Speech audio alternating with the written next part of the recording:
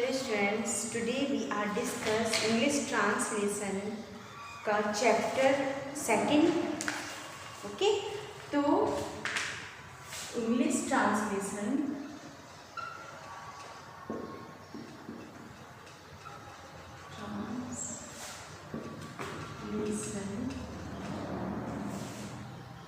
Chapter 2। Chapter का name है use of is am are.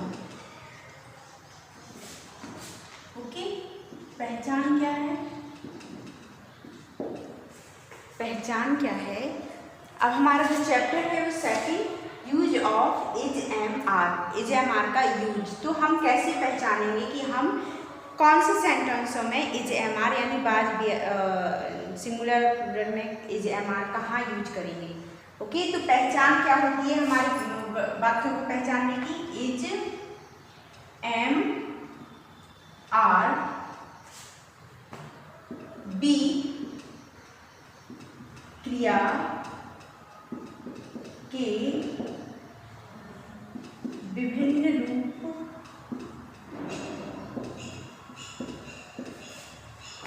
हैं।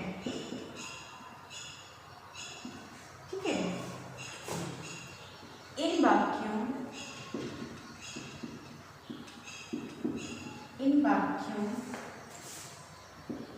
के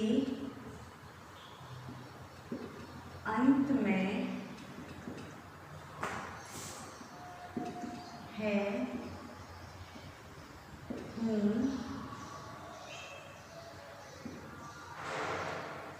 आदि आते हैं। ठीक है, और एक और क्या है कि है, हूँ,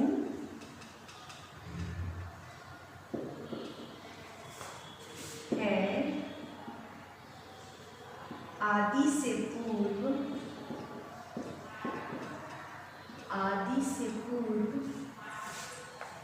कोई एडजेक्टिव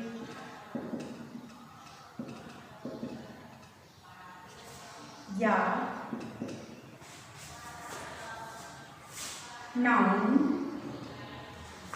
नाउन या एडजेक्टिव और नाउन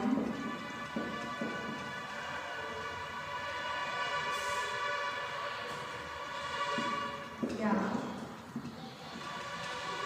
प्रपोजिशन और नाउन और नाउन आदि आदेश हैं। ठीक है, तो इज एम आर बी जो वर्ब है हमारी बी के विभिन्न रूप हैं। ठीक है, इन वाक्यों के अंत में है, हु आदि आते हैं। है, हु, हे आदि से पूर्व कोई एडजेक्टिव या नाउन या एडजेक्टिव और नाउन, प्रपोजिशन और नाउन आदि आते हैं। ठीक है, इनसे पहले यानी है, हु, है से पहले एडजेक्टिव नाउन या एडजेक्टिव नाउन, प्रपोजिशन ये शब्द आदि आ जाते हैं। ओके, तो अब हम चलते हैं, हमारी पहचान हो गई है कि हम कैसे पहचानेंगे कि इज एम आर का यूज कहाँ करेंगे। अब चलते हैं रूल्स पर।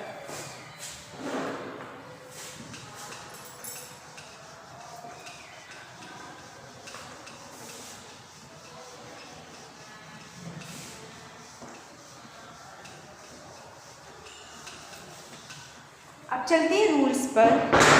ओके,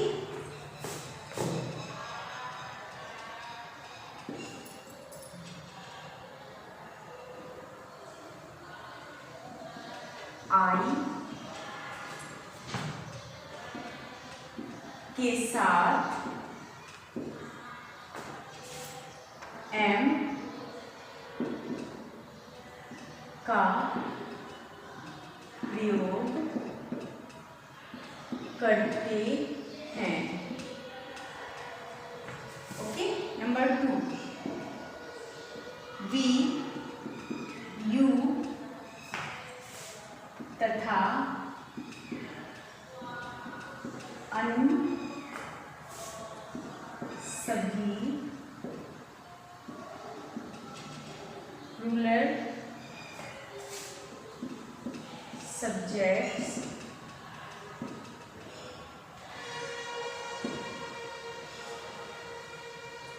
के साथ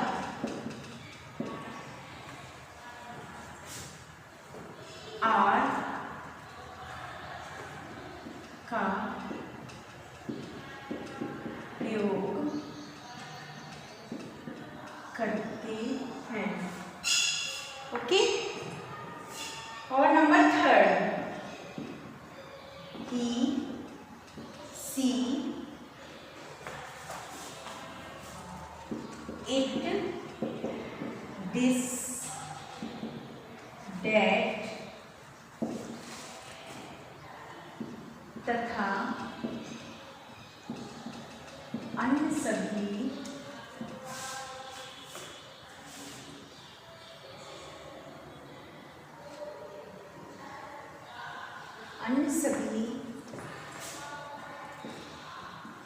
सिंगुलर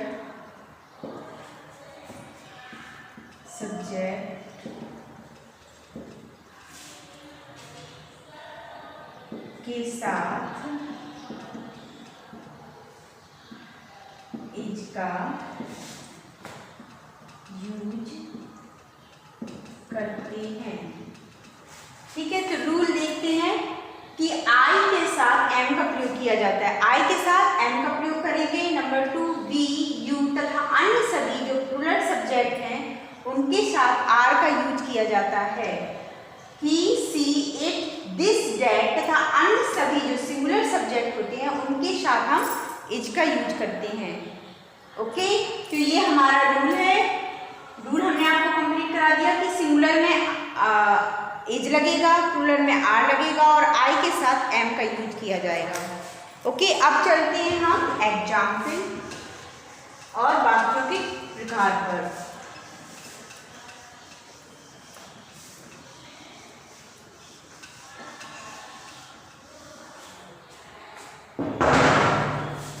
यानी अफर्मेटिव।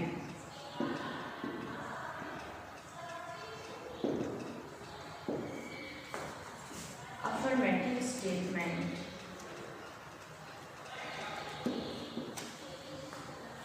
यानी सकारात्मक वाक्य। सकारात्मक वाक्यों में सब्जेक्ट के साथ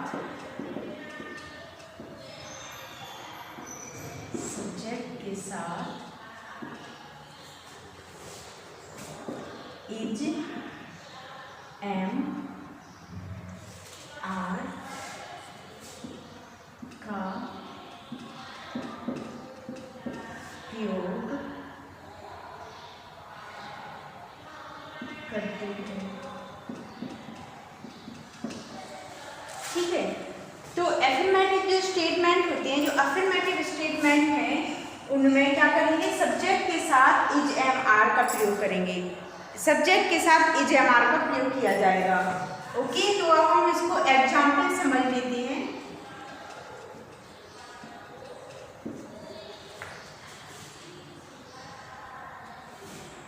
जैसे रात का खाना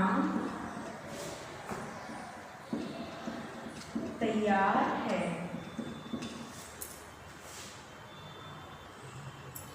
तो रात का खाना डिनर हो गया, तो dinner is ready. Dinner is ready. जैसे रात का खाना तैयार है तो डिनर, रात का खाना, डिनर सिंगुलर है ना, तो ये जाएगा और बाकी हम बना देंगे सेंटेंस। ओके, नंबर 2 देखते हैं। जैसे उसकी आंखें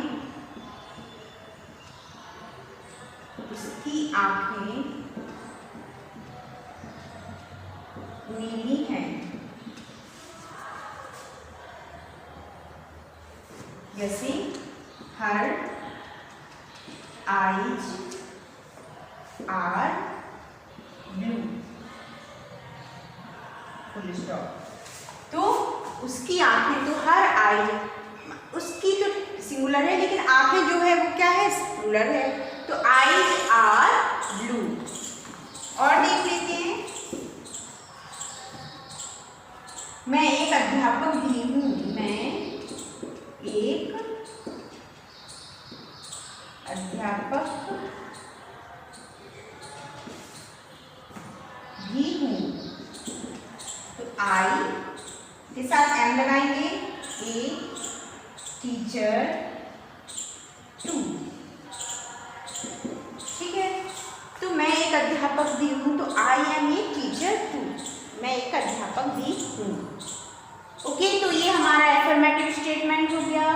समझ में आ गया कि हमें सिंगुलर के साथ इज और प्लूरल के साथ आर और आई के साथ एम का यूज करना है और सेंटेंस को कंप्लीट कर देना है। अब चलते हैं हम निगेटिव वाले स्टेटमेंट पर।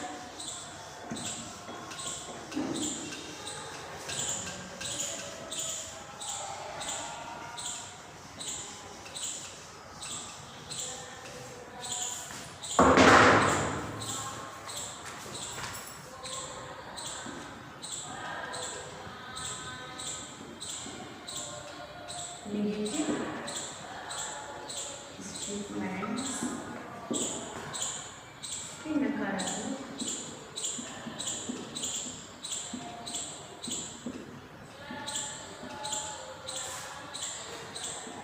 वाक्य में, नेगेटिव स्टेटमेंट्स में इज एम आर के बाद नॉट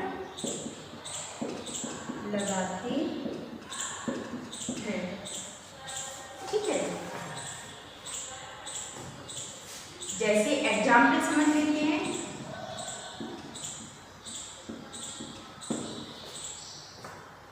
मैं एक शरारती लड़का नहीं हूँ, मैं एक शरारती लड़का नहीं हूँ।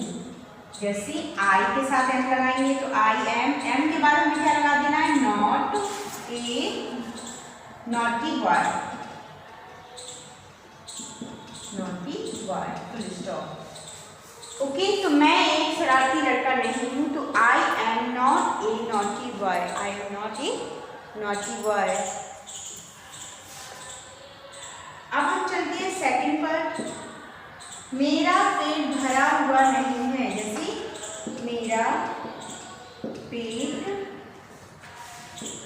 भरा हुआ नहीं है, तो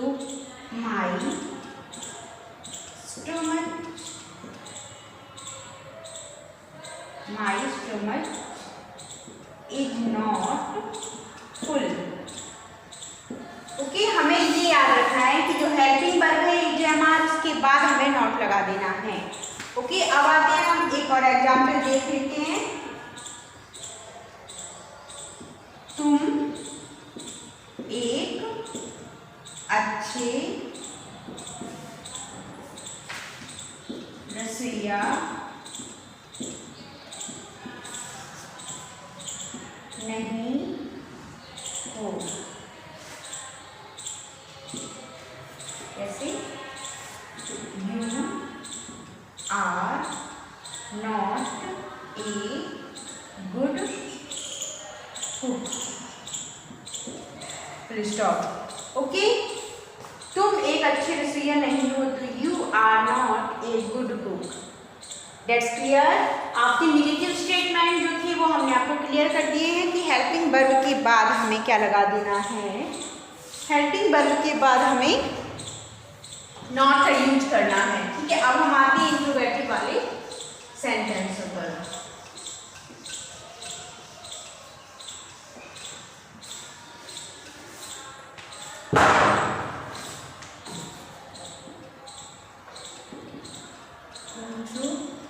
इंट्रोगेटिव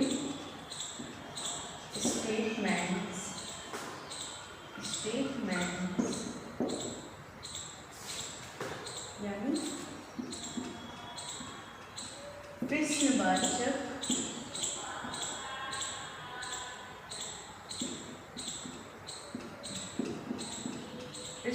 वाक्यों में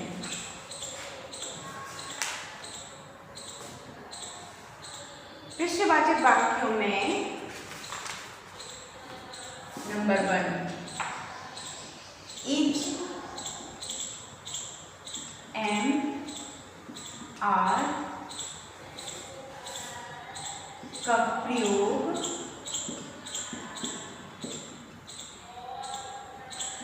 सब्जेक्ट से पहले आता है। ठीक है, जो इज एम आर का प्रयोग सब्जेक्ट से पहले आता है। अगर सेंटेंस में क्या आ गया है तो हमें हेल्पिंग वर्ब पहले रखनी पड़ती है। क्या रखनी पड़ती है? हेल्पिंग वर्ब हम पहले रखते हैं। अब आता है दूसरा, हाउ, विच, भाट, भाई आदि प्रश्नवाचक शब्दों का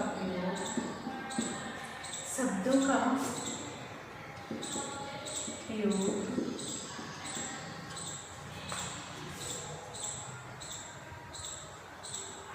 इज एम आर से भी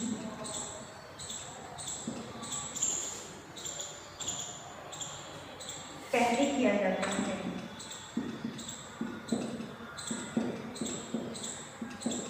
ठीक है,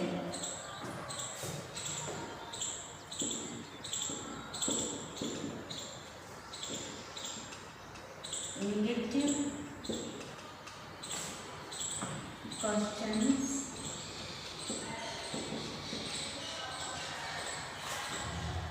में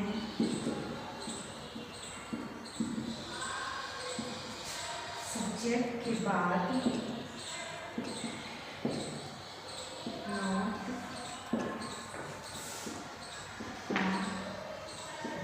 यूज करते हैं। ओके, नेगेटिव स्टेट क्वेश्चंस में सब्जेक्ट के बाद नॉट का यूज करते हैं। तो ये रूल हो गया। अब हम एग्जाम्पल समझ लेते हैं।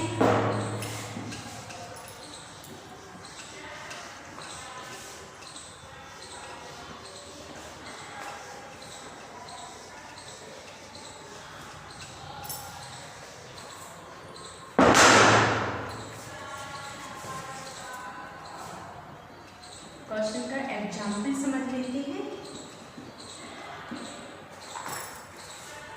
जैसे वह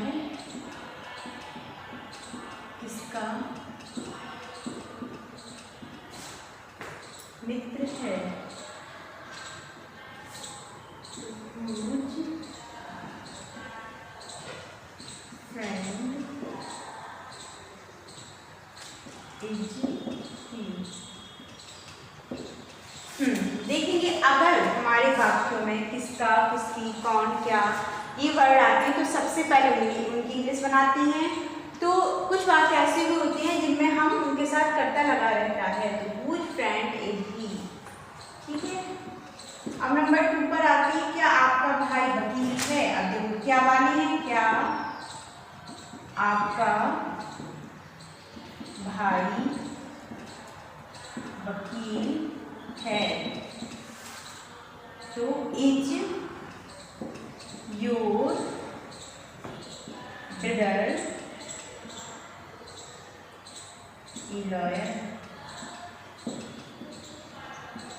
लॉयर? ठीक है, यदि वाक्य में क्या पहले आए तो इज, फिर आप सब्जेक्ट रखेंगे your brother a lawyer, question mark का क्वेश्चन मार्क लगा देंगे। ओके, क्लियर हो गया? एक और देख लेते हैं, राम का भाई आज उपस्थित क्यों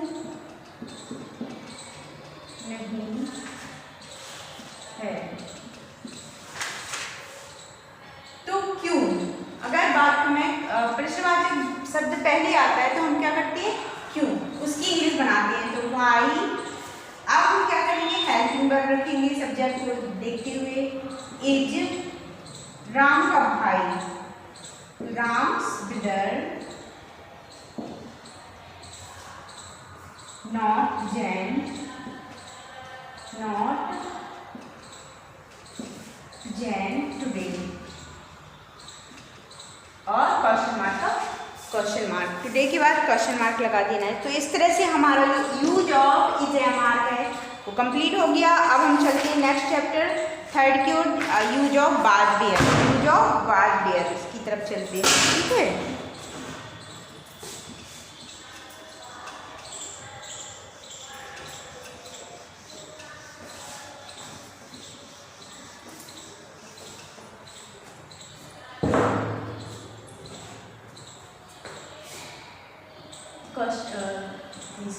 यूज ऑफ बाज बेयर। पहचान क्या है यूज ऑफ बाज बेयर? तो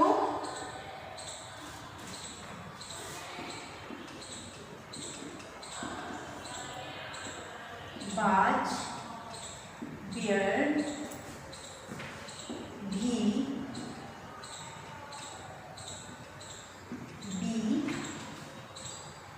क्रिया के विभिन्न रूप हैं। ठीक है,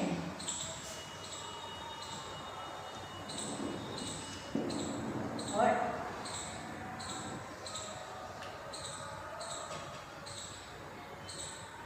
इनके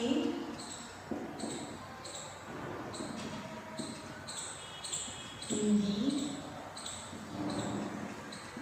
वाक्यों के अंत में था,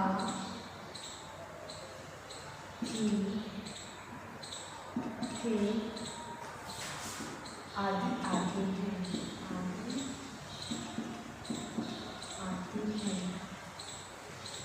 ओके। अब हम आते हैं, ये हमारी पहचान हो गई।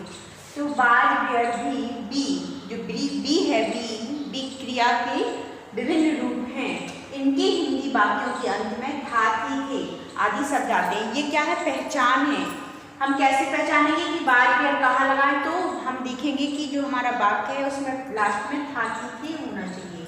ओके, तो ये हो गई हमारी पहचान। अब हम चलते हैं रूल्स पर।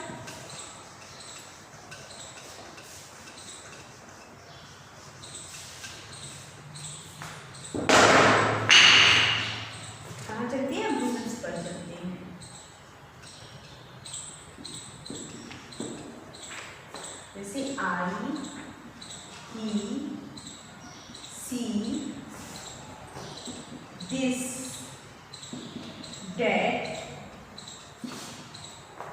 तथा अन्य सभी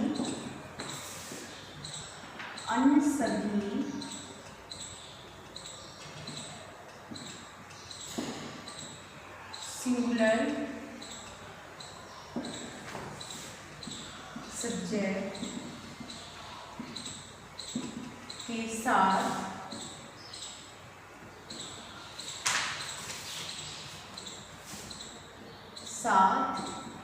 बाज का प्रयोग करते हैं। ठीक है, नंबर 2, वी, यू, दे तथा अन्य सभी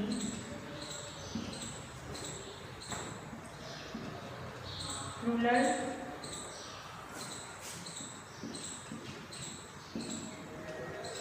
सब्जेक्ट के साथ वेयर का यूज करते हैं। ओके, तो आई, ही, सी, दिस, डेट और जितने भी सिंगुलर सब्जेक्ट है हमारे, उनके साथ हम बाज का यूज करेंगे, और हमारा वी, यू, दे तथा अन्य जो सभी प्लूरल सब्जेक्ट हैं उनके साथ देयर का यूज किया जाएगा। ओके, तो अब हम इसको एग्जाम्पल समझ लेते हैं। एग्जाम्पल चले,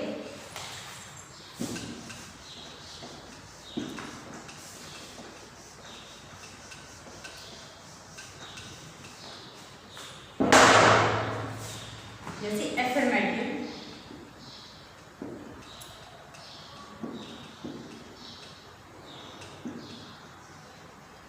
affirmative statements,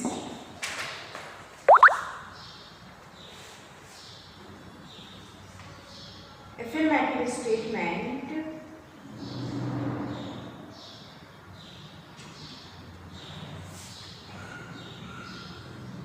यानी सकारात्मक वाक्यों में, सकारात्मक वाक्यों में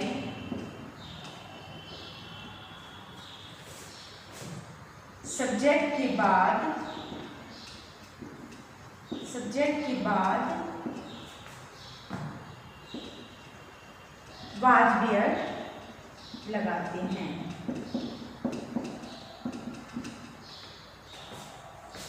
एग्जाम्पल,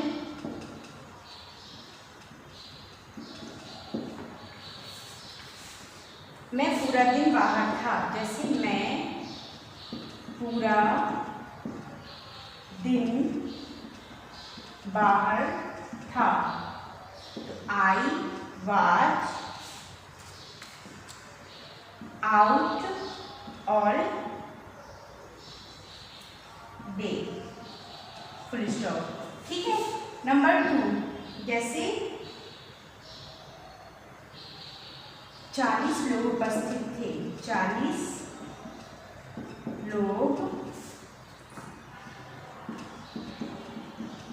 उपस्थित थे, तो 40 pupil were present। That's clear? हो गया ना क्लियर कि क्या करना है हमें, कि हमें सिंगुलर के साथ और आई के साथ भी बाज आएगा, और जितने भी प्लूरल सब्जेक्ट हैं उनके साथ हम वेयर का यूज करते हैं। ओके, ये हमारा एफर्मेटिव हो गया। अब आते हैं हम निगेटिव वाले सेंटेंसों पर।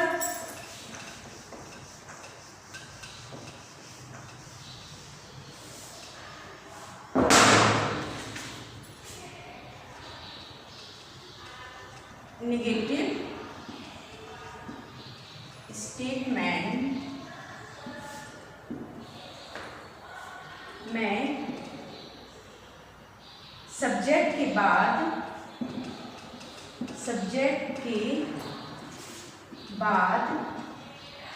वाज वेयर लगाते हैं। सब्जेक्ट के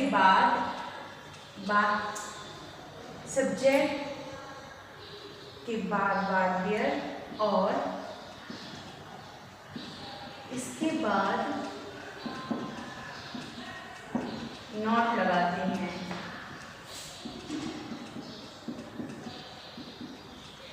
ओके, एग्जाम्पल, सबसे पहले लिखेंगे सब्जेक्ट, फिर उसके बाद वाज वेयर और उसके बाद नॉट लगाएंगे। तो एग्जाम्पल क्या लिखेगा आपका, तुम इस दल के नेता नहीं थे। तुम इस दल के नेता नहीं थे। जैसे यू के साथ वेयर, हेल्पिंग वर्ब के बाद not, the leader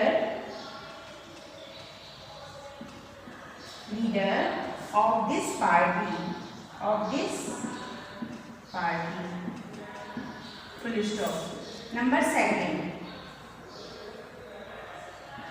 day Bharat में पैदा